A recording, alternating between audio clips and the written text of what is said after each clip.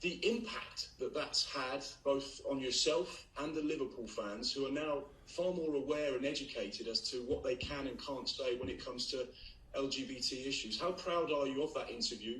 Huge credit must go to you for taking the time to do it. And of course, what have you learned that's now been fed around the fan base? I have no idea about response. I don't feel pride at all about it. I think it was just necessary to do. It was just important to talk about. I don't obviously know all. I don't know all of our supporters, but I know the vibe. I know the spirit. I know the passion. I know a lot of things about our supporters and how I understood it.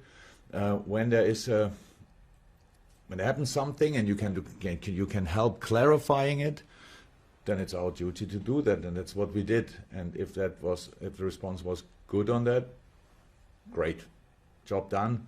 So now we can carry on, because it's obviously an important thing to talk about, no doubt about that, but not all the time, because there happened something. We had to.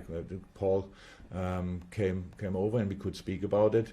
I learned a lot, and so hopefully some fans as well, and that's it.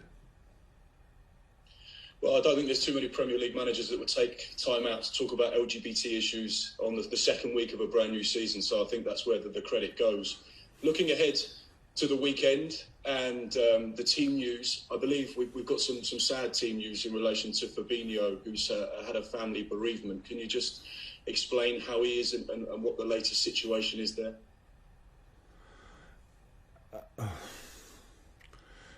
I would like to say it's a private situation. Fab is here and is doing what he's able to do, and that's it pretty much to say about that.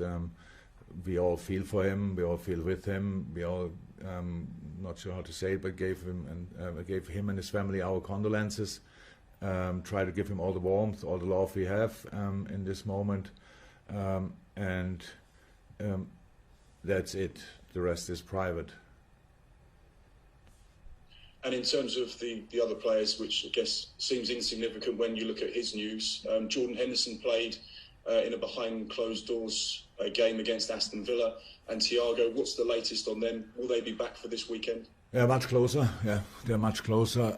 They look fine. Now we have to make the decision.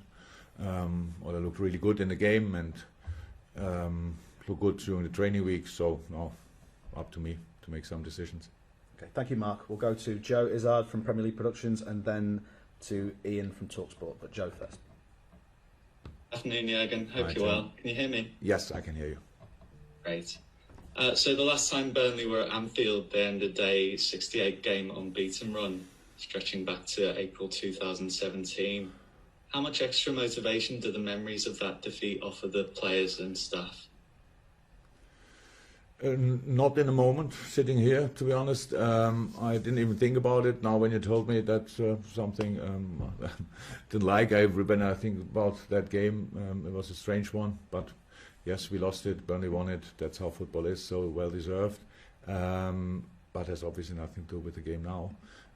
We will try everything to have our first home game in front of our crowd for 520-something days, I think. And we want to enjoy that, and football is only possible to enjoy when you when you play positive in a positive way, when you just go for it. There are no guarantees out there, not at all, especially not against Burnley, because they can make your life really uncomfortable. They defend well, they have really good footballers in the team. Sean is doing a brilliant job there, set them up to be not only annoying, but they can be annoying as well. Good set pieces, all this kind of stuff, a clear way of play. So that's what we prepare for, not for any kind of revenge or whatever. We really want to have a positive game, and that only works when you play really good. And just on the note of return to fans, it'll be the first competitive game back in front of a full stadium at Anfield for not only Ibrahima Konate, but also last year's signings too. What impact has that had on the atmosphere among players and staff in the build-up to the match? Oh, everybody's looking forward to it massively. So you can imagine. Usually, when you sign for Liverpool, then one of the first things one of the probably the first 2 or 3 things you are waiting for is your first game at Anfield, to feel and to experience that atmosphere. Everybody tells you about it. You might have seen a few games on television, but you don't know it before you felt it or experienced it. And so, yeah, that's for each and everybody of us who had the first game at Anfield in the past, and we all had them, obviously. It was a very special moment. It will be a very special moment for them. That's absolutely great. But yeah, it's individual. So they are looking forward to it. But we, who had 200, 300, 400 games at Anfield, can't wait as well. So this place is really special, and we are really happy to have it back. Fantastic. Thank you, Joe. We'll go to Ian and then James Mountford from BBC. And at the moment, that's it for the Open, which we'll go to a breakout after that. But Ian first. Hi Jurgen, how are you? Hi Ian, good, you? Yeah, very much off the back of that, we're looking at TalkSport about the magic of the COP. And obviously this weekend will be the first time the COP is full in a long time.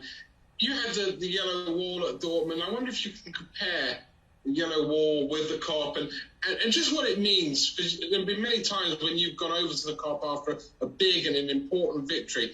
Just what that does for you, for your players, for the history of the club. Well, both things are incredibly.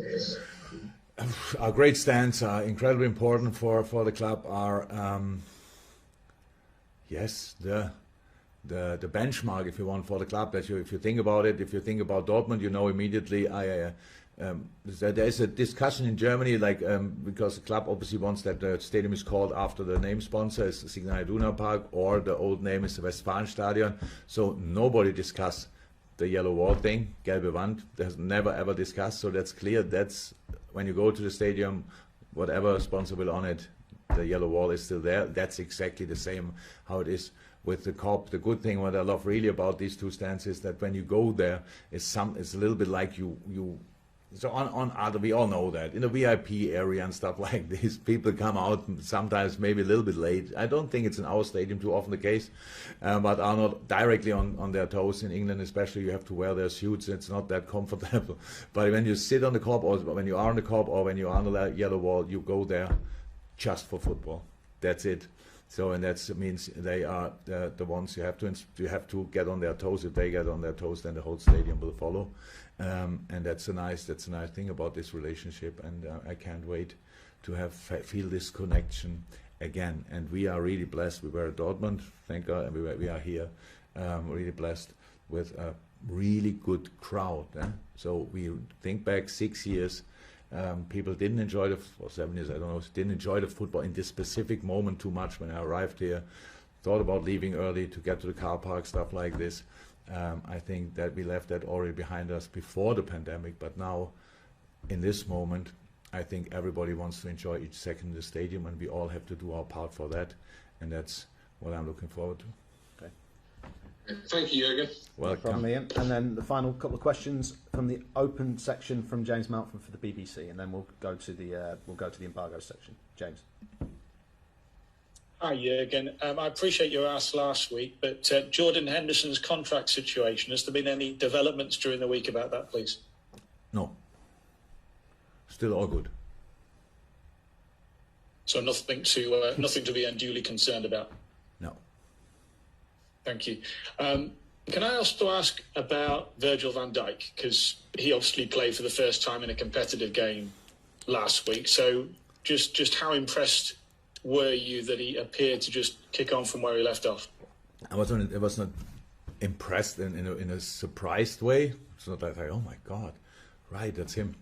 We had he had a 4.5 week preseason, maybe 5. Or maybe if you put in all this other rehab stuff as well, then it was probably the longest preseason of all times. But I saw him obviously in training every day, so he played like he trained before, so I was not surprised. But yes, Virgil is a good football player, and that's why I was really happy to have him back. And one more, if you don't mind, just on the midfield.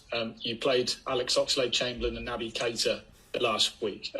Perhaps two players who didn't figure as much as some of the other midfielders last season. So how valuable are they to you still, the likes of Alex and Naby? Always very valuable. It's all about being available and being using the momentum and stuff like this. That's football. It doesn't make you a worse player or whatever. Without luck in life, you are really on the wrong side of a lot of things. And when you get injured in the wrong moment, yeah, the football train never waits. So we have to be really on top of that we try to keep them really in the best possible shape, stuff like this. But the quality of the players was never in doubt. Come on, who would? If you think about these two players and you go through the strengths they have, that's a book of its own. So you can write a book about that. So great to have them. Was always clear, and it was always clear when you get the chance. That's life and that's football. You get a chance, you better use it. Will not be the last, especially not in our case the last. But it makes more sense to use it immediately, and then you have another game and another game and another game. That's how it is. But there are obviously a lot of good football players in our squad, and we will change independent of performances in the last game just for intensity reasons. But that's obviously now a little bit early. Okay, thank you guys. Thank you, Thanks for your James. time.